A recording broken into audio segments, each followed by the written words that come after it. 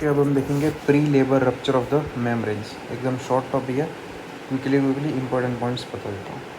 तो इसकी डेफिनेशन है membrane ruptures after 37 week. Okay, after 37 week but before the onset of labour, before the process of labour begins, उससे पहले ही membrane जो है वो रप्चर हो जाती है। उसे कहता है pre labour rupture of membranes. Pre term labour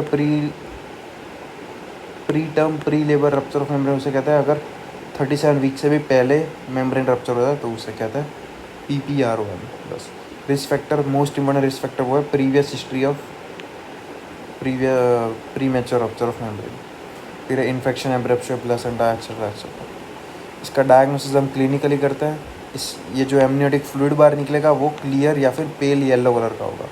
तो फर्स्ट जो स्टेप होगा हमारा वो होगा sterile per speculum examination. Okay, हमारा फर्स्ट स्टेप होगा वो पर स्पेकुलम एग्जामिनेशन।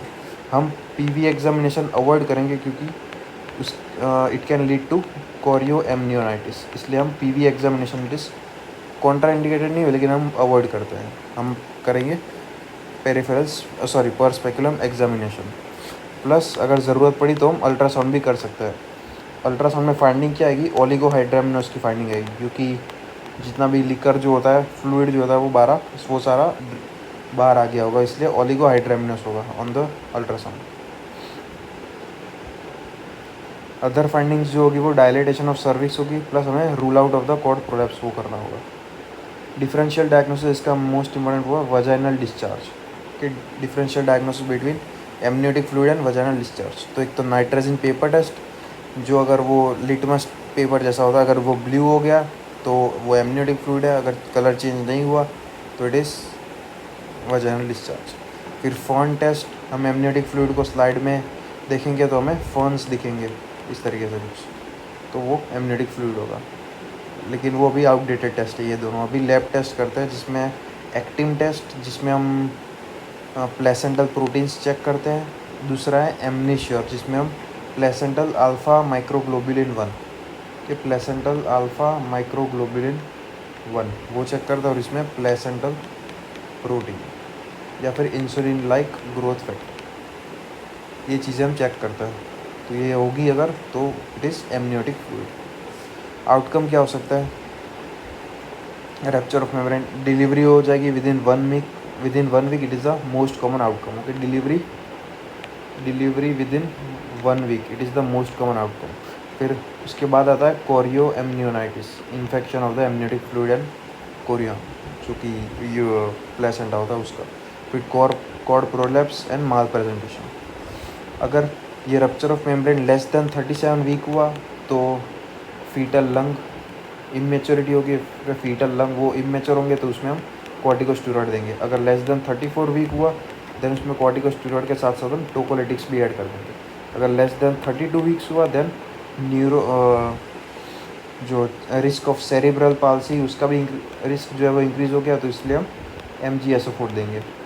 तो लेस देन 37 वीक में ओनली कॉर्टिकोस्टेरॉइड, लेस देन 34 में corticosteroid plus tocolytics, and less than 32 में MgSO4 वो भी देंगे, which has neuroprotective effect. अब most common complication of ruptured membrane वो है कोरियो एमनियोनाइटिस। इसलिए हमें पेशेंट को क्लोजली मॉनिटर करना पड़ता है, फीटल स्ट्रेस हुआ कि नहीं है। उसके लिए हम फीटल जो टेस्ट होते हैं, non stress test, biophysical score, ultrasound, ये सब करेंगे फॉर फीटल मॉनिटरिंग। अब मैनेजमेंट ऑफ PR1, तो less than 34 week of gestational age, then expected management. अगर 34 टू 37 वीक है तो उसमें इंडक्शन ऑफ लेबर। अगर मोर देन 37 वीक है देन एक्सपीडाइट मैनेजमेंट मतलब इंडक्शन ऑफ लेबर भी करेंगे प्लस वजाइनल डिलीवरी।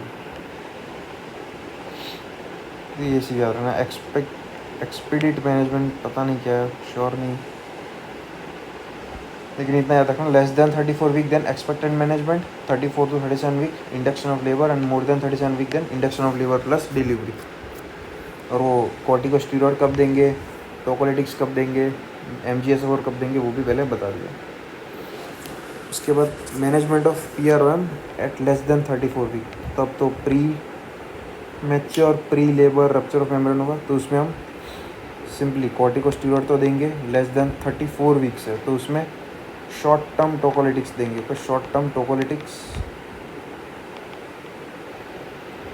टोकोलिटिक्स भी देंगे, plus GBS prophylaxis, group B streptococcus prophylaxis भी करेंगे, rectovaginal swab for this GBS infection, plus maternal monitoring and fetal monitoring. तो ये मैनेजमेंट होगी ऑफ प्री टर्म या premature rupture of membrane less than 34 weeks में। More then 34 weeks की तो हमने देख ली क्या क्या होगी, ये लेस देन 34 वीक्स में। अब अगर rupture more than equal to 37 weeks में हुआ तो उसमें क्या, लंग तो मैच्योर हो गए होंगे, तो कॉर्टिकोस्टेरॉइड का तो कोई रोल ही नहीं है, सेरेब्रल पाल्सी का रिस्क भी नहीं है, तो MgSO4 का भी कोई रोल नहीं है, टोकोलिटिक्स उसका भी कोई रोल नहीं है। तो इसमें हम मोर देन 37 वीक्स में इसमें हम क्या देंगे, इंडक्शन ऑफ लेबर। ओके, ये induction of labour plus GBS prophylaxis, group B streptococcus उसकी prophylaxis, no role of corticosteroid tocolytics and MgSO4। तो ये management of PROM less than 34 weeks का देख लिया हमने, 37 to 34 वीक्स का देख लिया, एंड मोर देन 37 वीक्स का भी देख लिया। अब chorioamnionitis, it is an intra amniotic infection, polymicrobial infection है। फीचर्स क्या होंगे, क्लिनिकल फीचर्स, तो फीवर होगा मदर को, fetal tachycardia, maternal WBC more than 15,000 and purulent discharge from the cause. Maternal tachycardia and uterine tenderness feature होंगे, लेकिन ये diagnostic criteria में इंक्लूड नहीं है। इसमें सिर्फ फीवर है, फीटल हार्ट रेट है, मैटरनल WBC है एंड डिस्चार्ज है, purulent discharge. Uterine tenderness and maternal heart rate they are not included in the criteria. Diagnosis के लिए ग्राम स्टेनिंग करेंगे प्लस हिस्टोपैथोलॉजिकल एग्जामिनेशन, तो ये कन्फर्मेटरी डायग्नोसिस होगा। ठीक है, ग्राम स्टेनिंग हम करेंगे फ्रॉम एमनियोटिक फ्लूइड, फिर बाकी सारे कल्चर भी देखेंगे, plus signs of inflammation and infection वो भी प्रेजेंट होगा। Management of chorioamnionitis, induction of labour, vaginal delivery, antibiotics, ampicillin and gentamicin के, एम्पिसिलिन प्लस जेंटामाइसिन। तो ये मैनेजमेंट होगी ऑफ कोरियो एमनियोनाइटिस। तो no role of expected management में corticosteroid and tocolytics. Complication इसकी सेप्सिस हो सकता है, postpartum endometritis, pelvic vein thrombophlebitis, abdominal labour, atonic PPH। ये कोरियो एमनियोनाइटिस के बारे में। ये मैनेजमेंट याद रखना है, ड्रग्स याद रखनी है, डायग्नोसिस के लिए क्या करेंगे वो याद रखना है, ये क्राइटेरिया याद रखना है, कौन से फीचर्स होंगे वो याद रखना है। तो ये था pre labour rupture of membrane.